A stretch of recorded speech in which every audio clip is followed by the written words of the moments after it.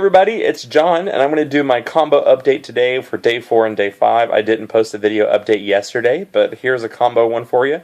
And I have a few things I want to share. It's currently 1:53 p.m. on March the 8th, and this is Saturday, so today is technically day 5 of my juice fast. And I weighed myself today, and I have lost 11 pounds since Monday.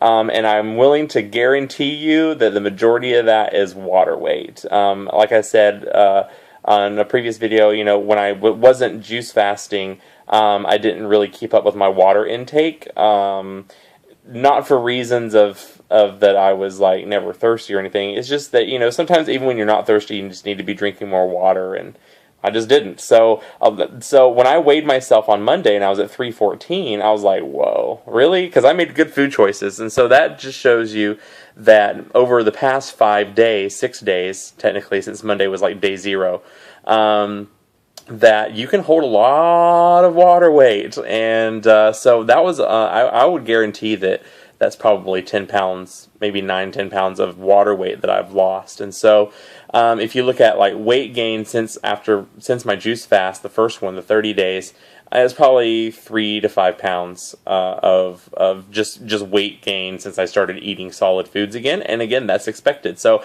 I didn't do too bad over that month or that 3 weeks of not fasting at all. So yay! I still have a few more pounds to go to get back below the 300 mark. And I'll share with you guys Monday my exact weight. That's because right now it's like 303.6 or something like that. But my official weigh-in date is on Monday, so I'm hoping that between now and then I'll be under the 300 pound mark again.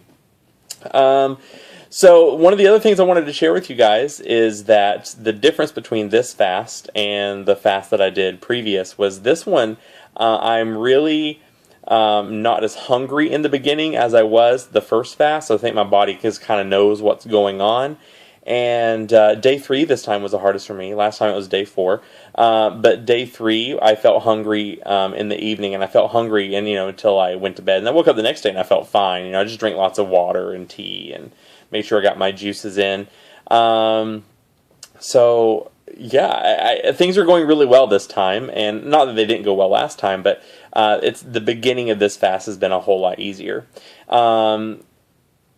I want to talk about a little bit about convenience and making it convenient for you, and I know that I've touched on this in other videos, but one of the things that you need to do is if you're a person who can't juice every meal fresh, and even though I work from home, I can't juice every meal fresh. Sometimes I don't get a break. I don't have the ability to do that. I can run to my kitchen and grab something really quick, and I'm talking within 45 seconds to be back at my desk and go back to work or go to another meeting. So it's really important for me to juice. Sometimes I juice I'll wake up before work that morning and I'll juice everything I need for that day, take 15-20 minutes and do that. Another thing that I do is for convenience, I'm able to buy, because the area that I live in near Seattle is very health conscious, I can buy cold processed, not heat treated, unpasteurized juice in bottles. That's really important for me, just for the convenience factor of it. And on a day like tomorrow where I'm going to be out all day, I have some glass bottles that I can pour the juice that I juice into, and a little cooler pack that I can stick it in like a lunchbox and just have with me. Not have to worry about, am I going to be able to juice, and not be tempted to break a fast. And I think that's one of the things that most people fail at, is that you don't plan ahead. And so then when something happens, you're like, oh, well, I have no choice. I mean, there's always a choice. You could go for, a few hours without food. You're not going to die. But in the moment, it's really hard, right? So I think that it's just really important to make sure that you do what you can to make sure that you're successful, that you plan ahead. So me knowing that I'm going to be out tomorrow, knowing that I have busy work days, I buy those juices that are prepackaged, and I juice a good quantity at a time, so I have the juice for the entire day, and then I know that I don't have to juice again. Or I might juice for 2 days and keep it in the fridge. I think 24 hours is the longest that I would leave like a fresh juice in there, because it does start to change color if the oxidizing happens and things like that. So, but I'm not really a huge stickler on like you have to have fresh juice. yeah, if in a perfect world, I would have fresh juice every time, but I don't live in that world, and I'm thinking that you don't either. So, as good as that is, and sometimes I am able to have fresh juice all the, right when I juice it right before I consume it.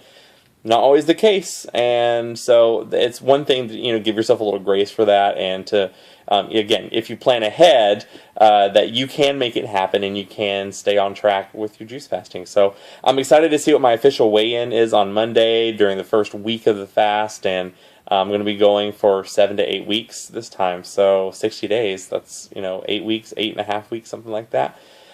So anyway, today's going really great. It's a Saturday. I've gone out and I've run some errands. I went grocery shopping and got some more produce, and yeah, things are going good. So I'm going to continue to enjoy my Saturday, and I will talk to you guys tomorrow, I guess. All right. Thanks, everyone.